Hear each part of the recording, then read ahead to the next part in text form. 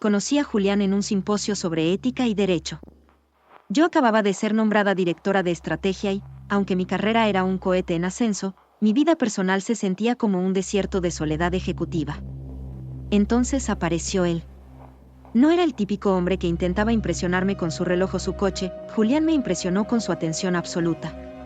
Lo que me hizo caer no fue su físico, aunque su porte de intelectual sobrio era magnético, sino su capacidad de hacerme sentir que yo era el centro del universo. Julián es el maestro de la escucha depredadora. Se sentaba frente a mí, me miraba a los ojos sin parpadear y absorbía cada una de mis inseguridades, mis sueños y mis miedos como si fueran escrituras sagradas. Yo pensaba, por fin, un hombre que no se siente intimidado por mi éxito, un hombre que realmente me ve. El primer mes fue una inundación de dopamina. Julián aplicó el manual de la idealización extrema. Me enviaba mensajes de buenos días que parecían poemas existenciales. Si yo tenía una reunión difícil, a la salida me esperaba un repartidor con mis flores favoritas y una nota, para la mujer que mueve el mundo, de parte de quien solo quiere ser tu refugio. De pronto, él amaba la biotecnología. Leía mis artículos, me hacía preguntas brillantes y celebraba mis bonos de productividad como si fueran triunfos propios. Tu éxito es la justicia que el mundo te debe, Elena, me decía. Me hizo creer que éramos un equipo invencible contra un mundo mediocre. A las 3 semanas me dijo que nunca había sentido algo así, que yo era la mujer que había esperado toda su vida. Me propuso mudarnos juntos al segundo mes. En mi mente lógica de estratega, esto habría sido una bandera roja, pero en mi corazón hambriento, era el romance del siglo. Él se convirtió en mi droga de diseño. Julián validaba cada parte de mí que yo misma dudaba. No sabía que estaba instalando un software de dependencia. Me estaba estudiando para saber exactamente qué botones apretar cuando decidiera empezar la devaluación. Lo que terminaba de cerrar el círculo era su estatus de santo. Como abogado defensor de causas perdidas, Julián emanaba una autoridad moral que me hacía sentir pequeña. Yo ganaba el dinero sucio del mundo corporativo, pero él tenía la misión noble. Me sentía orgullosa de caminar de su brazo. Él salva vidas por nada, yo solo muevo capitales, pensaba yo. Ese contraste era su mejor anzuelo. Él me ofrecía la trascendencia que mi dinero no podía comprar, y yo, sin saberlo, le ofrecía la cuenta bancaria que financiaría su doble vida. En menos de 6 meses, Julián ya había colgado sus trajes en mi vestidor y nuestras firmas estaban frescas en el acta de matrimonio. Todo se sentía como una película de amor de alto presupuesto, el romance intelectual, la boda íntima pero impecable, y esa sensación de que el tiempo no importaba cuando las almas eran afines. Pero en cuanto él, sí, aceptó, dejó de resonar, el guión empezó a cambiar de forma casi imperceptible. Julián aplicó la táctica del goteo. No fue un golpe brusco, fue una erosión lenta de mi seguridad financiera. Él, el gran defensor de la justicia, comenzó a tener complicaciones éticas con sus cobros. Llegaba a casa suspirando, se quitaba la chaqueta y me decía: Elena, amor, hoy no pude cobrarle a esta familia. Acaban de perderlo todo y no tuve corazón para pedirles mis honorarios. Sé que tú entiendes que mi labor trasciende el dinero. Y claro que lo entendía. Yo era la mujer empática, la resiliente, la que tenía el corazón enorme. Me sentía orgullosa de sostenerlo. Me hacía sentir poderosa saber que mi sueldo de ejecutiva le permitía a él ser un santo. Poco a poco, las emergencias se volvieron rutina. Un mes era un cliente que lo estafó. Otro mes era una inversión necesaria para crecer el bufete y poder ayudar a más gente. Luego, simplemente, dejó de mencionar sus aportaciones. La carga económica se deslizó de sus hombros a los míos con suavidad. Julián no pedía dinero, él simplemente asumía que yo lo cubriría todo porque éramos un equipo. Sin embargo, el estilo de vida que él exigía no bajó de nivel. Seguía queriendo los mejores vinos, las suscripciones a revistas de lujo y los viajes de primera clase. Si yo intentaba sacar el tema de las cuentas, él usaba su elocuencia para hacerme sentir una mercenaria. ¿De verdad vamos a manchar nuestra noche hablando de facturas, Elena? Pensé que tú estabas por encima de esa mentalidad pequeña de contador. Mi trabajo es salvar vidas, el tuyo es generar recursos, ¿no es eso lo que hace una pareja que se complementa? Me estaba convirtiendo en su mecenas bajo la promesa de un amor que, en realidad, ya me estaba saliendo carísimo. Yo ponía el capital y él ponía la superioridad moral. La transición de la película de amor al suspenso psicológico no ocurrió con un estallido, sino con pequeñas grietas en la realidad, actos que mi lógica corporativa intentaba procesar pero que mi instinto, aún dormido, rechazaba por ser simplemente extraños. Julián comenzó a tener comportamientos que se salían de cualquier norma de convivencia. Una noche, lo encontré sentado en el estudio, a oscuras, mirando fijamente la pantalla apagada de su computadora. No se movía. No parpadeaba.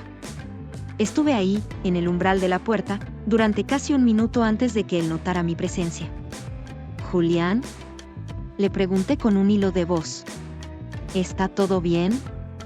Él giró la cabeza con una lentitud mecánica, sin que un solo músculo de su cara se alterara. No había rastro de cansancio o de la calidez que me mostraba semanas atrás. Estaba calculando, Elena, dijo con una voz plana, gélida. Calculando cuánto tiempo tardas en entrar a interrumpirme. Luego, como si hubiera accionado un interruptor, sonrió de esa forma magnética que me enamoró y añadió, es broma, cielo. Estoy agotado por el caso del sindicato. Ven aquí. El silencio fue lo que me puso los pelos de punta. Durante meses, el Golden Retriever de los vecinos había sido la banda sonora de nuestras tardes, un ladrido constante que a Julián le provocaba tics de impaciencia en la mandíbula. Él no gritaba, solo decía, ese animal es una falla en el sistema de este vecindario, Elena. Y los sistemas fallidos deben corregirse. Un martes llegué de la oficina y el silencio era absoluto. No hubo ladridos al estacionar, ni el ruido de la cadena contra la reja. Entré y encontré a Julián en la cocina, preparándose un té con una parsimonia inquietante. ¿Qué pasa? No. Dijo sin mirarme. Sí, ¿qué pasó con el perro? ¿Lo regalaron? Julián se tomó un sorbo de té, cerró los ojos un segundo y sonrió levemente. Simplemente ya no está, Elena. Los vecinos entendieron que no podían manejarlo. Supongo que ahora podremos cenar sin interrupciones. Días después, encontré a la vecina llorando en la acera. Me confesó que el perro se había escapado de un patio trasero cerrado con llave, sin dejar rastro, justo una tarde en que Julián se quedó en casa trabajando. Cuando se lo comenté a él, su reacción no fue de sorpresa ni de empatía. Se limitó a leer su periódico y soltar una frase que me heló la sangre, a veces las cosas que estorban encuentran su propio camino hacia afuera. No deberías desperdiciar energía en lo que ya no existe. Esa fue la primera vez que sentí que vivía con un extraño. No era solo que el perro hubiera desaparecido, era la frialdad clínica con la que Julián aceptaba el vacío. No había curiosidad, no había lástima. Había una satisfacción silenciosa, como la de alguien que ha movido una pieza en un tablero de ajedrez y ha ganado la partida. Ese pequeño acto fue el inicio de mi desorientación. Empecé a preguntarme qué más era capaz de hacer desaparecer si le estorbaba. Y lo peor era que, cada vez que yo intentaba profundizar, él me aplicaba su lógica de abogado. Elena, ¿estás cansada? ¿Estás buscando conspiraciones donde solo hay un descuido de los vecinos? Tu mente corporativa te está volviendo paranoica. Y yo, queriendo mantener la paz de mi película de amor, decidí creerle. Decidí ignorar el hueco que había dejado el perro, sin saber que el próximo hueco en la lista sería mi propia identidad.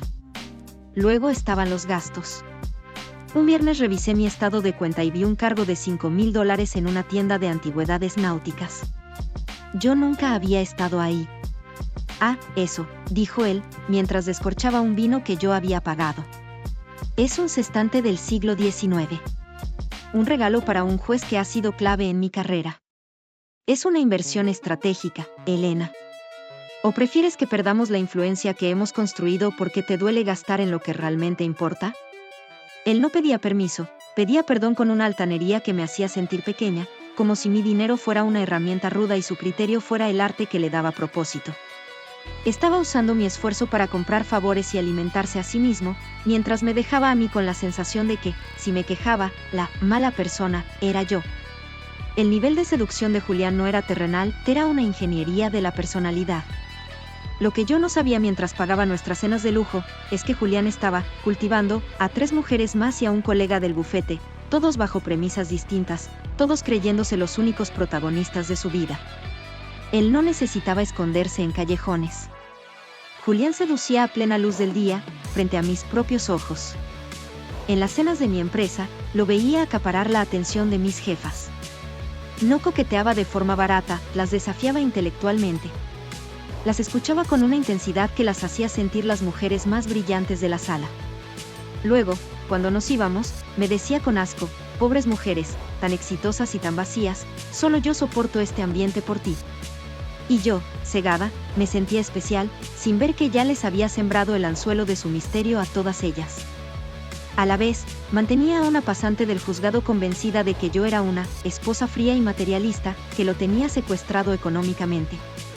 Ella le enviaba comida a la oficina y le prestaba dinero de sus ahorros para ayudarlo con sus casos sociales, dinero que él gastaba en comprarme a mí un regalo caro para compensar alguna sospecha. Cuando mi instinto empezaba a despertar, cuando yo preguntaba por el perro o por las cuentas, Julián activaba el protocolo de emergencia. Me volvía a seducir como si fuera la primera vez. Me llevaba a la cama con una urgencia que parecía pasión, pero que ahora sé que era marcar territorio. Me hablaba al oído sobre nuestro futuro, sobre los hijos que tendríamos, sobre cómo yo era la única que realmente conocía su alma. Era un nivel de manipulación tan fluido que me hacía sentir culpable por dudar. ¿Cómo puedo pensar mal de un hombre que me mira con esta devoción?, me preguntaba. Lo que yo no entendía es que Julián disfrutaba del caos. Disfrutaba saber que tenía a 4 personas orbitando a su alrededor, todas dispuestas a darle lo que fuera: dinero, sexo, admiración o silencio. Él no sentía afecto por ninguna, sentía el placer del titiritero que mueve los hilos y comprueba que nadie se da cuenta de los nudos.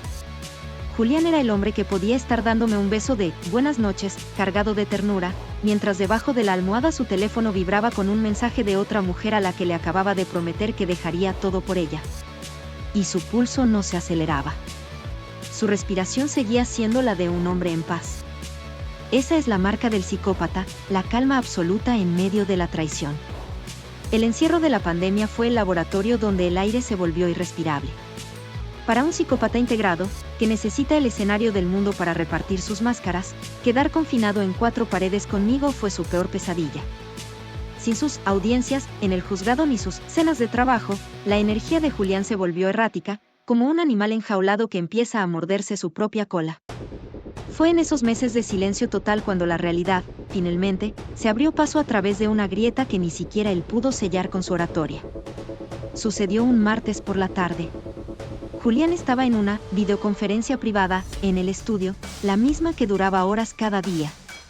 Yo estaba en la cocina cuando su computadora personal, que había dejado abierta en la barra por un descuido inusual, empezó a vibrar. No era un correo del bufete. Era una ráfaga de fotos y mensajes de una cuenta de iCloud vinculada. Me acerqué, casi por inercia, y lo que vi. Había fotos de Julián en un apartamento que yo no conocía, fotos tomadas apenas semanas antes de que cerraran la ciudad.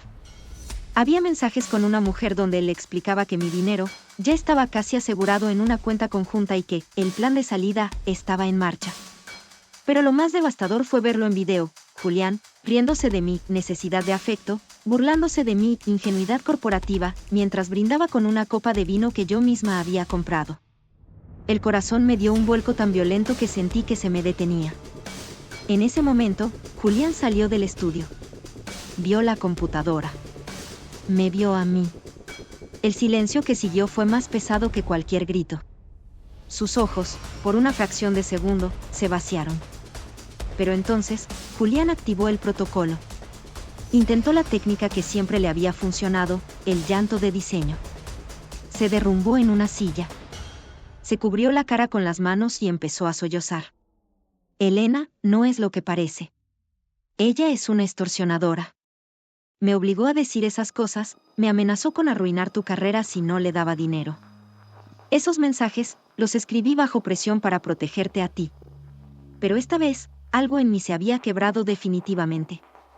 Vi cómo sus hombros se sacudían, escuché sus gemidos de angustia, pero sus ojos estaban secos. No había ni una sola lágrima de verdad. Era una actuación mecánica, una lágrima de agua invisible.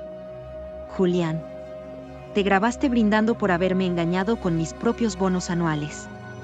Es tu cara. Es tu voz. Él se detuvo en seco. El llanto cesó como si alguien hubiera apagado una radio. Se enderezó y su rostro cambió por completo, la máscara de hombre arrepentido se desvaneció para dar paso a una expresión de una neutralidad aterradora. Bueno, Elena, dijo con una calma glacial, mientras se ajustaba el cuello de la camisa. Si vas a ser tan rígida y tan poco empática como para no entender el contexto, supongo que no hay nada más que hablar. Tu dinero te ha vuelto soberbia. Pero recuerda, sin mí, solo eres una billetera con piernas. ¿Quién te va a amar de verdad si saben que eres tan fría como para echar a la calle al hombre que te salvó de tu propia soledad? Esa fue la primera vez que la evidencia fue tan fuerte que Julián no pudo ganar el argumento. No pudo manipular los hechos, así que intentó destruir mi valor. Se dio la vuelta y se encerró en el estudio, dejándome sola con el vacío de saber que el hombre con el que me había casado nunca había existido. Esa noche, en medio de la pandemia, comprendí que estaba atrapada con un depredador. Pero también comprendí que, por primera vez, yo tenía la única cosa que él no podía refutar con su elocuencia, la verdad grabada en su propia computadora. Julián creía que me había doblegado con su última amenaza, creía que mi silencio en los días siguientes era el silencio de la derrota. Me levantaba cada mañana y le servía el café con la misma docilidad de antes. Cuando él me miraba buscando un rastro de rencor, yo le devolvía una mirada mansa, de mujer quebrada que necesitaba su perdón. Tienes razón, Julián, le dije una noche, bajando la cabeza. Fui soberbia. La pandemia me tiene alterada. Gracias por tener la paciencia de quedarte a mi lado a pesar de mis dudas. Vi cómo su pecho se inflaba. El narcisista no puede resistirse a la adoración, incluso si viene de alguien a quien desprecia. Mi rendición alimentó su ego y le devolvió la guardia baja. Mientras él se regocijaba en su victoria, yo, en las madrugadas, operaba desde mi computadora con una precisión quirúrgica. Como directora de estrategia, apliqué mis conocimientos para desmantelar nuestra vida en común sin dejar rastro. No saqué el dinero de golpe, eso lo habría alertado. Empecé a desviar fondos a cuentas de proyectos de inversión de mi empresa que solo yo controlaba. Descubrí que Julián no solo me engañaba emocionalmente, había estado usando mi firma digital para avalar préstamos personales. Con ayuda de un abogado de mi absoluta confianza, fuera de su círculo, empecé a invalidar esos documentos uno por uno, alegando errores de forma. Comencé un diario secreto. Escribía cada acto extraño, cada mentira detectada, cada gasto no autorizado. Necesitaba ese registro para cuando mi mente, adicta a su manipulación, intentara hacerme creer que no era para tanto. Julián, sintiéndose el amo de la casa, volvió a sus andadas. Lo escuchaba en la habitación de al lado susurrando por teléfono con la otra, riéndose de cómo me tenía controlada. A veces, entraba al estudio y me daba un beso condescendiente en la frente. «¿Ves, Elena?», me decía, «cuando dejas de ser tan rígida, las cosas funcionan. Eres una mujer muy útil cuando te lo propones». Útil. Esa palabra me quemaba, pero la usé como combustible. Cada vez que me trataba como un objeto, yo cerraba una puerta de mi corazón y abría una vía de escape. Busqué a mi hermana. Julián me había convencido de que ella me envidiaba, de que quería mi dinero. Cuando la llamé a escondidas y escuché su voz, rompí a llorar. «Elena, siempre supe que algo estaba mal», me dijo. «No te juzgo. Solo dime qué necesitas para salir de ahí». Ella se convirtió en mi ancla con la realidad. Me recordaba quién era yo antes de Julián, la mujer brillante, la líder, la persona que no necesitaba a un santo para tener valor. El juego de sombras estaba llegando a su fin. Las vacunas empezaban a llegar, el mundo se abría, y con la apertura, llegaría mi golpe final. Ya no era la esposa confundida. Elegí un restaurante donde el eco de los cubiertos contra la porcelana suena a prestigio, el lugar favorito de sus colegas del bufete. Me puse mi mejor traje, el que Julián llamaba mi armadura de hielo. Él llegó tarde. «¿A qué viene esta invitación, Elena?», dijo, estirándose en la silla como si fuera el dueño del aire. «Espero que no sea para hablar de tus sentimientos, hoy tuve un día de casos reales, de justicia de verdad». Lo miré fijo. No sentí el temblor en las manos que me había acompañado durante años. Deslicé un sobre grueso por la mesa, justo al lado de su copa de vino. «No es para hablar, Julián. Es para notificarte. Ese sobre contiene la demanda de divorcio, el historial de las transferencias ilegales que hiciste desde mis cuentas y las copias de seguridad de tus conversaciones con tus clientas. Su cara se transformó. Por un segundo, vi el pánico, intentó agarrar mi mano por encima de la mesa, fingiendo una caricia para que nadie notara la violencia. Estás loca, Elena. Es el estrés.